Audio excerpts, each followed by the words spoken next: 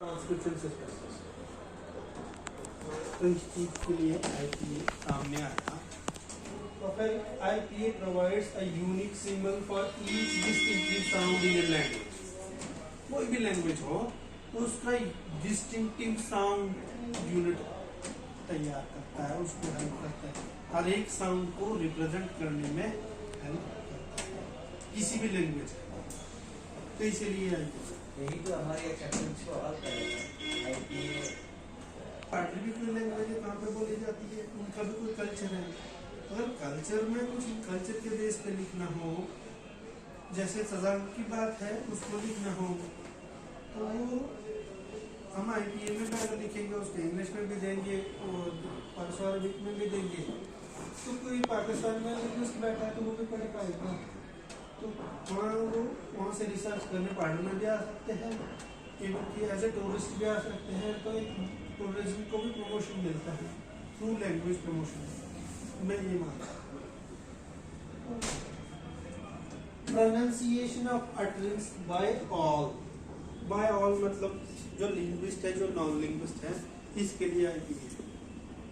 ठीक है, आपको IPA साउंड्स की जानकारी नहीं है एट प्रेजेंट, तो उस चीज़ को मैं मानता हूँ कि ये आपका कोई फॉल्ट नहीं है। नहीं पता था, नहीं बताया किसी ने, लेकिन हमें आगे जनरेशन को बताना है जो शिफ्ट हो रही है, पादरी बोलने से हट के अंग्रेजी की तरफ जा रही है, उसको बताना है कि अंग्रेजी में भी ये काम आएगा, अपनी मदर टंग में भी काम आएगा। तो ये हर जगह आने वाली चीज़ है।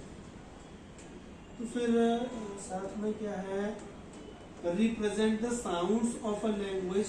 तो कोई भी, चाहे वो पादरी है चाहे वो सराजी है, तो उसका representation through linguistics through IPA sound system हो सकता है।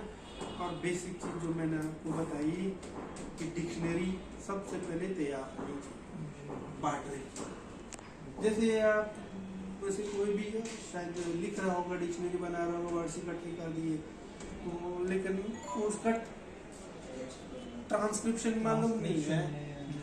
उस डिक्शनरी को, जैसे मैंने कोई डिक्शनरी लिख दी मान के चलिए और बना दिया उसका, लेकिन उसको मैं ही पढ़ पा रहा हूँ, दूसरे लोग नहीं पढ़ पा रहे हैं, तो उसका फायदा क्या। तो कोई महाराष्ट्र वाला भी अगर जो लिंग्विस्ट है वो पढ़ पा रहा है, क्यों IPA में दिया हुआ, तो वो डायरेक्ट IPA ट्रांसक्रिप्शन को देखेगा और वो वर्ड को प्रोनाउंस करेगा, वो पीछे नहीं देखेगा क्या है, वो आगे देखेगा तो उसका मीनिंग क्या है, उसका इंग्लिश में, हिंदी में या किसी और भी लैंग्वेज में। पार्टी को हम तमिल में भी लिख सकते हैं, ये कब लिख पाएंगे जब हमें तमिल आएगी लिखनी, बोलनी। तो इस तरह से एक लैंग्वेज को दूसरी लैंग्वेज में लिखा जा सकता है, रिप्रेजेंट किया जा सकता है। स्क्रिप्ट, अब मैं स्क्रिप्ट पे क्वेश्चन मार्क लग रहा है क्या, हमारा स्क्रिप्ट नहीं है। मान के चलो मैं कोई स्क्रिप्ट तैयार करके दे दूंगा कि ये आप लिखो, आप लिख रहे हैं, उसी में पादरी का हो रहा है, किताब बन रही है, लेकिन उस स्क्रिप्ट को पढ़ने वाले कितने होंगे, पादरी के लोग होंगे।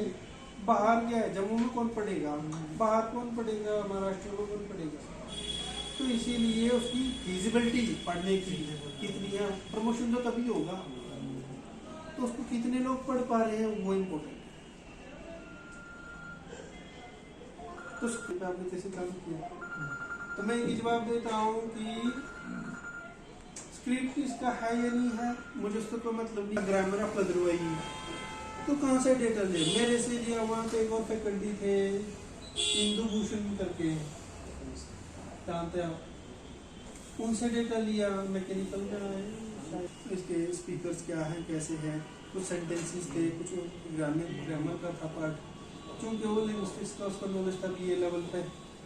तो वो वहाँ से उठ के सराज में 2 साल फील्ड में रहा और डेटा कलेक्ट किया, BA करने के बाद मद्रास का रहने वाला, और अभी वो लेडन यूनिवर्सिटी है नेदरलैंड्स में, वहाँ से PhD सराजी पे कर रहा है।